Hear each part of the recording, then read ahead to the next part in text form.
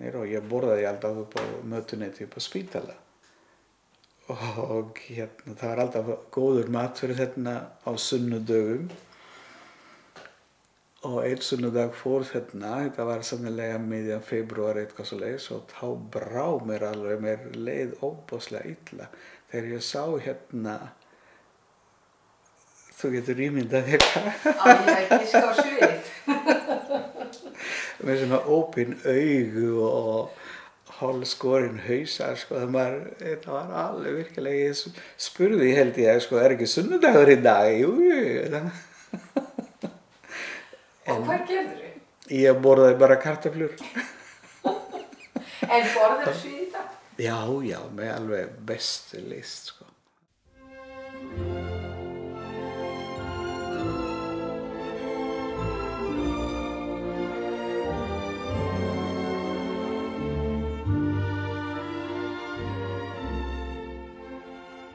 माझं नाव गिरीश हिरलेकर आणि मी भारतातून म्हणजे पुण्याहून इकडे आइसलँडला 1976 साली आलो.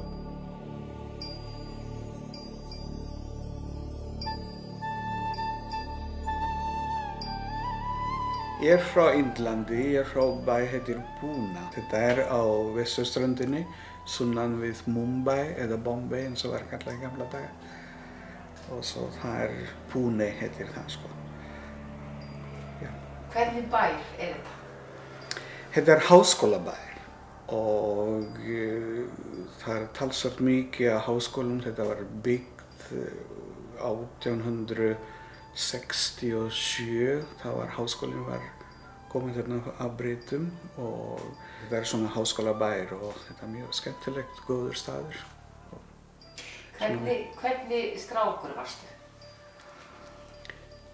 Ég held að það var mjög góður strákur þannig. Ég var mjög metnaðarfullur í skólanum og samt var mikið í íþróttum líka. Sem sagt, eldri bróðir og ég, við erum tveir bræðurnir og hann eldri en ég. Sem sagt, þá fór hann í stærri borg þegar var menntaður úr grunnskólanum og svo ég var einn þannig við mamma og pappa og sem veitum mikla athygli og þetta gekk vel alltaf hjá mér í skólanum svo það var mjög svona, held ég var mjög duglegur Varstu aldrei óþekkur? Alveg örugglega en ég ætla ekki að segja neina sögur að því reynda. En ég var mjög vinsæll alltaf í skólanum, ég var svona fóringi í bekknum alltaf og gekk vel hjá mér að læra líka alls námsefni og svo þetta var mjög gaman, þetta var virkilega gaman. En hvað langaði þig til að verða þegar þú varst lítill? Ég var einhvern veginn alltaf vildi vera læknir, alveg sem ég man eftir mér og alveg frá 7-8 ára aldrei, ég veit ekki út af hverju, en ég var alltaf vildi vera læknir. Ég fæddur í þessu Pune og síðan þegar móðir minn fekk vinnu í öðru litlu þorpi eða litlu bæ sem heitir Lonaula, sem var mjög mikið svona ferðamannastaður því að þetta hátt upp í fjöllum og mikið kaldara þar á sumrin, svo að við fluttum þangað en þegar var búinn í grunnskólanum þá flutti ég til Pune aftur því að það svona háskólabær og fór læknadeildina þar Hvað gerir pabbi? Pabbi minn látinn núna en hann var í sjóhernum talsvert lengi en eftir ég fæddist þá svona þegar ég var 4-5 ára þá hætti hann að vinna svo hann var meira að vinna heima og svo var bara svona sinna ýmis störf. En mamma mín var ljósmóðir og líka hjúkrunarfræðingur, svo að hún var líka heima, það var engar vaktir hjá henni eða neitt svoleiðis, bara svona dagvinna og var alltaf til staðar. En hvernig var svo háskólalífið þegar þú varst komin í háskóla?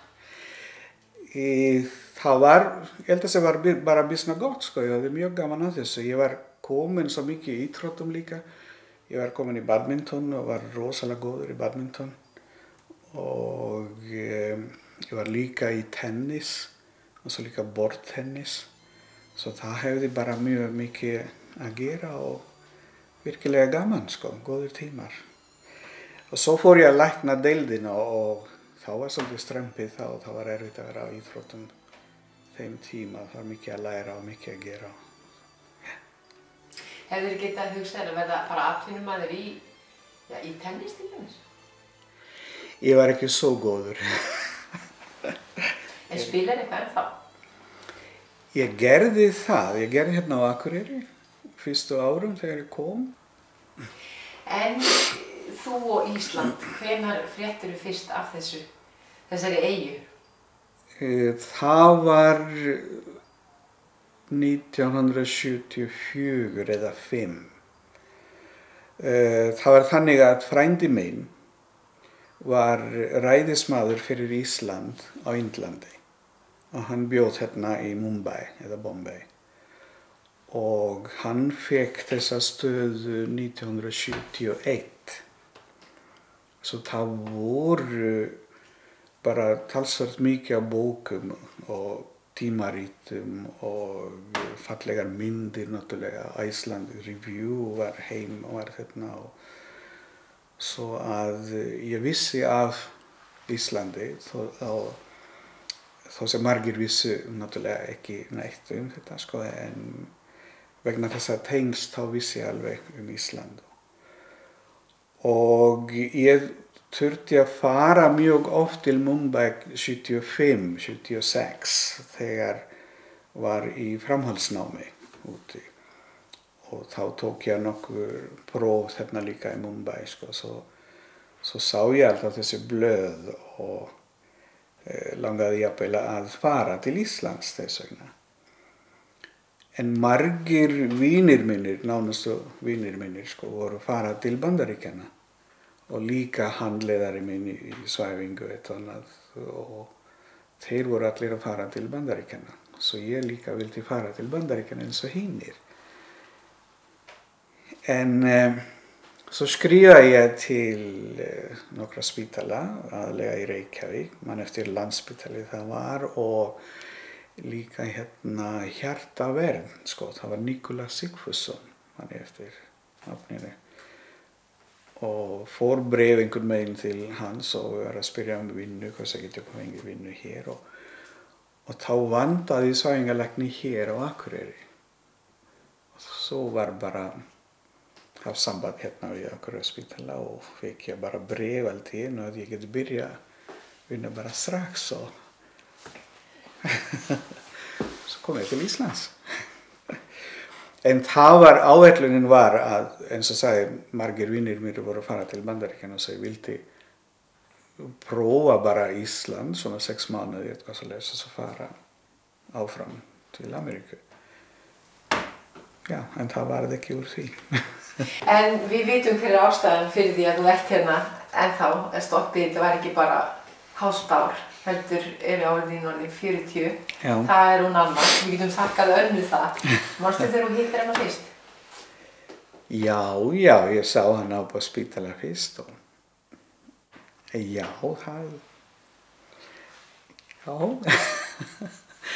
ég man vel eftir því. Já, náttúrulega bara mjög falleg stúlka og það var ekki og hérna já, bara strax ást við fyrstu sýn sko, svo það var. Manstu þegar þú sást hann fyrst? Já. Já, ég man það. Þegar þetta var svo skrítið, ég var í skóla fyrir sunnan og það vantaði svo starfsfólk norður. Ég var í sjúkraliðaskólanum og ég ætlaði að fara norður bara sumarið og vinna til þess að fá peninga því ég ætlaði í ljósmæðraskóla. Og við hittumst fyrir á sjúkrahúsinu, þannig að ég fór ekkert suður aftur. Þannig að hann fór ekki heldur til Bandaríkjanna. Þannig að þetta var örugglega eitthvað svona meant to be. En fannst einhverjum eitthvað athugavert við það að ung stelpa frá Akureyri færi að vera með indverskum lækni? Nei, jú, það var aðalega svona afi og amma sem voru svona fyrst að því ég bjó þá hjá þeim. Þegar að því mamma og pabbi bjuggu ekki hérna á Akureyri. Það var fyrst svona hvað ertu að gera en eftir þau kynntust honum og vissu hver hann var þá bara tók hann í sátt undir eins. Þannig að það var aldrei neitt vandamál. Aldrei. En hvernig var það fyrir því svo að tengjast Indlandi? Það var, örugglega hefur þetta verið erfitt fyrir hann því hann kemur úr hindúa fjölskyldu, svona bramminn. Þannig að þetta hefur örugglega verið erfitt fyrir hann að segja ættingum frá því að hann væri hérna með íslenska konu. En foreldrar hans tóku mér alveg rosalega vel og það var aldrei neitt vandamál. Þannig að þau bara samþyktu mig undir eins. Þó svo ég væri hérna hvít einhvers staðar upp í krummaskuði langt í burtu. Þannig að það var aldrei neitt vandamál. Manstu eftir deginum þegar þú komst? Já, þetta er alveg svo gerðist í gær. Þetta var milli jól og nýjárs. Gat ekki verið. Þetta var 27. desember 1976. Og þá hefði ég stoppað í Englandi við frænda mínum í nokkra daga og svo kom hingað og lendi í Keflavík og síðan kom hérna Hotel Loftleiðir eins og var í gamla daga og þar stoppuðu allar rúturnar og ég sá bara flugvöllin, Reykjavíkur flugvöllin hinum megin og mér fannst það var þetta í sömu byggingu en svo vissi ekki hvað þetta að gera næst en afgreiðsludaman hérna í hótelinu, hún kom til mín og svo spurði hvað var erindi mitt, sko, hún sá sennilega einhverja vitleysa dreng hérna. Svo hún sagði þá taka leigubíl og svo fara hinum megin, svo sem ég gerði og kom til Akureyrar, það var alveg myrkur, allt hvít, eins og gat verið, þetta er náttúrulega hápunktur vetrarinnar þannig. En þá kom hérna þáverandi forstjóri spítalans og yfirlækniskurðlegar Gauti Arthúrsson komu til að sækja mig út af vellinum og já, ég bara man vel eftir þessu sko. Ég er í svona eldgamla frakka sem ég hafði fengið lánað frá frænda mínum. Þegar ég sagði hérna, það þýðir ekki að kaupa föt fyrir Ísland hérna á Indlandi. Svo kaupa bara hérna þegar ég kom til Íslands það var svo ég var bara einhverju rosalega skrýtnum fötum hérna og svo skrýtnum skóm líka og gæti varla gengið en já svo bara vinna daginn eftir strax. Hvað fannst þér skrýtnast, manstu það? Skrýtnast á þeim tíma var þessi myrkur allan dag sko. Og þó sem þá myrkur sem var kannski svolítið skrítið frekar en kuldi því að ég var alltaf inn í húsinu svo það var aldrei kalt þar sko. En myrkur var svolítið erfitt til að byrja með náttúrulega komin allt í einu í eitthvað allt nýju umhverfi og tungumál náttúrulega erfitt maður skildi ekki bön þá en svo eftir nokkrar vikur bara svona strax miðjan febrúar þegar sólin farin að koma upp þá fannst mér þá var allt í lagi sko en fyrstu dagana það myrkur var svolítið truflandi. Honum líður miklu betur í svona snjó og kulda þannig að hann vill ekki vera annars staðar en á Akureyri. Mjög hrifinn af snjónum og kuldanum og og þessu veðri, þessum átökum sem eru hér í veðrinu. Frekar heldur en þegar við höfum farið til Indlands þá finnst hann að það allt og heitt. En þá ert þú alsæl. Já, þá er ég alsæl. En hvað er þetta að rækta hérna? Sérðu, hérna til dæmis grasker og hérna pipar og hérna grasker líka og hérna brokkoli, hérna kúrbít, þó sem ég hata kúrbít sjálfur. Viltu hann ekki? Nei, mér finnst það svo vont. Okay. Og hérna þá basilíka. Ups. Og hérna líka pipar, aðra sortir. Så það svona ýmislegt. Og setur þetta svo út, svona þegar snjórinn minnkar aðeins? Já, þegar frostið fari úr jörðinni, sko, þá setja ég í glerhúsið. Gaman að. Svo hefur vínber og tómatur líka sem að rækta og það svona ýmislegt. En hvað er í mestu uppáhaldi að þessu? Það bara allt. Það brokkoli kemur rosalega vel út og kartöflur náttúrulega líka þegar svona á sumrin og mér finnst að íslensk hráefni þetta svo rosalega gott og fersk og sætt og það mikil munur að borða íslenska gulrætur og papriku og blómkál og kál. Það alltaf með það dásamlegt, sko. Þegar stundum, þegar ég í stuði þá elda ég indverska mat og það nota þessa íslenska hráefni með indverskum kryddum, þetta bara Það fullkomin blanda.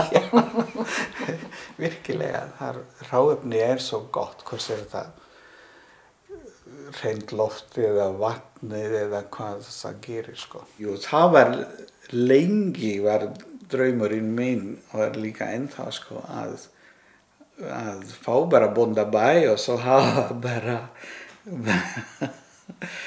bara svona búskap. Því að það sem tógar mig í, það sem mér finnst það virkilega gaman hvað það fallegir sveitir hér og fallegir náttúra, sko. Og það sem ég get alveg lifi bara eins og bóndi einhvers stað, sko. Ég var að tala þetta við svo enga hjúkrunarfræðinga í fyrstu árum, ég langaði að vera bóndi, sko. Það var alveg. Heldur það eitthvað að rætast kannski? Hver veit? En hvað með fólkið? Hvað með Akureyringa?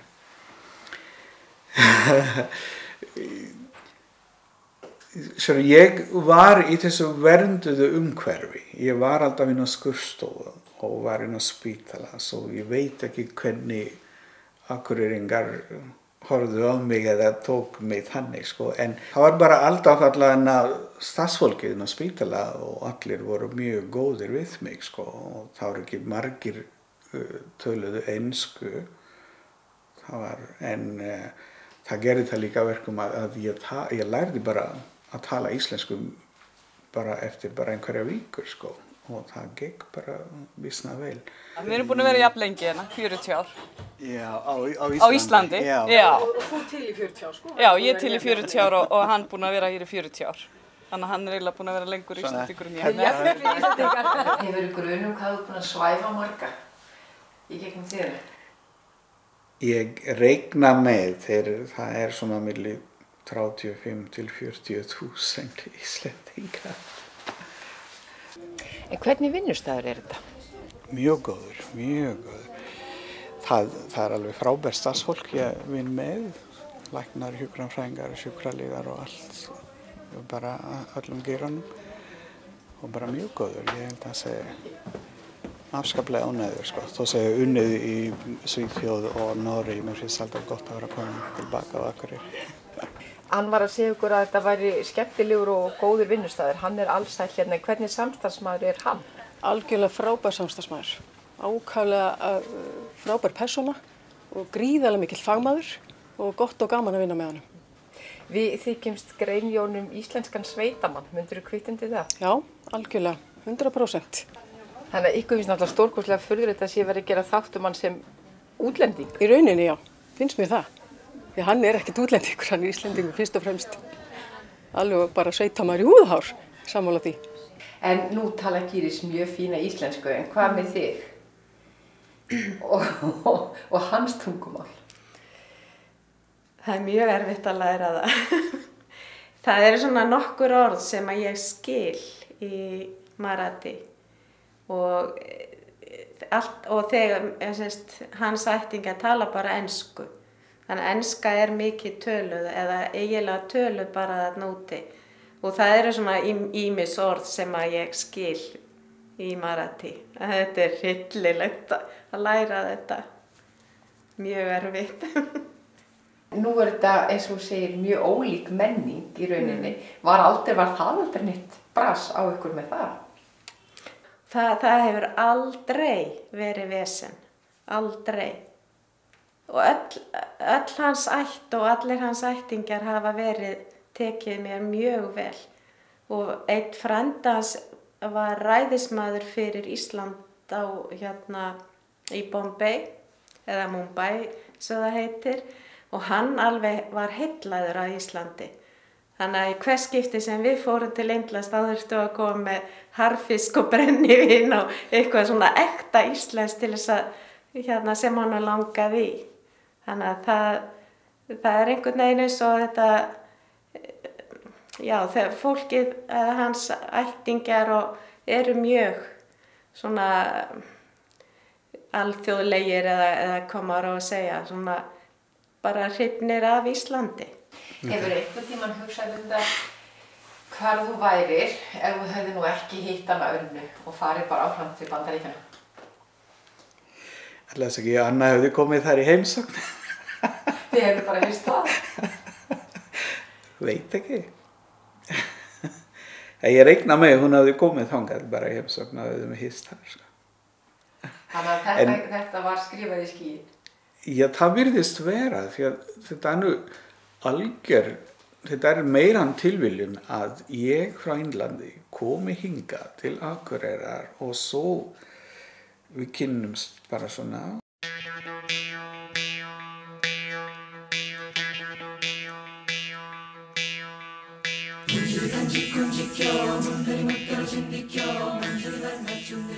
Ég held að þessi áferðin og allt þetta í hönnunum minni lít ég mikið til Íslands. Það svona eins og handverki og þannig. En svo held ég að mér mjög þægilegt að vinna með liti. Það kemur svona náttúrulega til mín bara í rauninni. Ég þarf ekkert að mér mjög gott að skoða mikið bara litasamsetningu og þannig og ég held að það sé kannski meira Indland en saman einhvern veginn finnst mér þetta held ég að þetta passir vel saman og þetta sé hvað segir maður, unexpected í vinnunni held ég að þetta sé líka frá ólíkum bakgrunni. Kannski við matarborðið eða eitthvað, það var mikið af indverskum mat og þú veist ég ólst upp við að hafa soðinn fisk með einhverju indversku kryddi eða eitthvað í staðinn fyrir bara þessa tómatsósu sem kannski flestir Íslendingar þekkja. Þannig að það var margt svona sem maður tók eftir bara í matarmenningu og eins með bara tungumál líka þú veist eins og það var mikið töluð bara, ég hafði gaman að tala ensku líka bara, ég var alveg eftir mér að vera að tala ensku bara 5 ára og svona ég held að kannski bara við hann líka að æfa sig, þú veist. Þannig að þó svo að það var íslenska allt á tölu heima, það var þetta bara kannski smá hlutir en það var aldrei eitthvað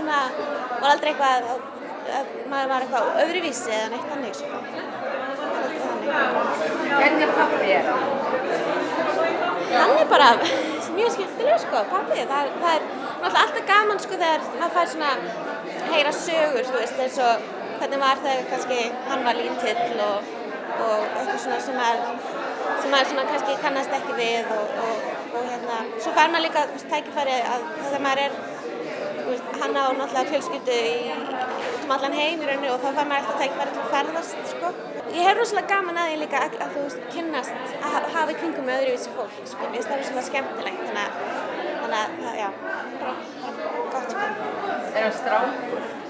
Nei, alls ekki. Ég myndi nú ekki segja það. Ég held að, nei, en það er agi, Það er alveg agi og maður þurft að læra og allt svona, Honum finnst voðalega gott að vita hvað er að gerast líka í lífum hans. Þannig að það er ekkert leyft manni bara að flakka, það er plan, það er alltaf plan og það er bara gott. Ég held að það sé ekkert af því. Ég held að ég mun taka það til mín þegar ég tek mynd á.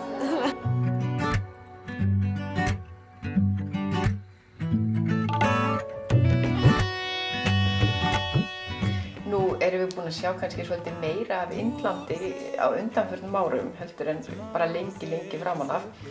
Bollywood hjálpar til. Hvað finnst þér þá mynd sem við fáum? Ég persónlega alls ekki hrifin af Bollywood-myndum því miður, sko. En ég ekki mikið fyrir þetta dans og glans og þetta. Því miður. Það ekki þitt Indland? Nei, það ekki mitt Indland, sko. Og það allt langt í burtu frá raunveruleikanum, sko. Það ekkert svoleiðis, sko. Svo venjulegur Indveri kannski mikið barátta fyrir sína svona dagleg brauði og þú veist, vinna fyrir það heldur en einhverja svona glans, sko. Það örfáa prósentur sem lífa svona lífi, sko.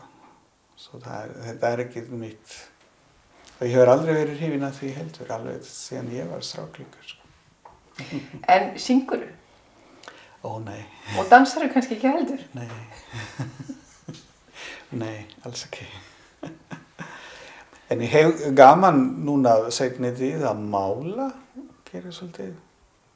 Og fór með Annu fyrra haust hérna til Bandaríkjanna og var að læra hérna að búa til svona skartgripi sem ég langar að þróa og vinna svolítið meira í þegar ég hef aðeins meiri tíma. Já, en það svona. En kann ekki meiri list heldur en þetta. En hvað með íslenska menningu? Hvað til dæmis með íslenskar bækur? Lestu þær?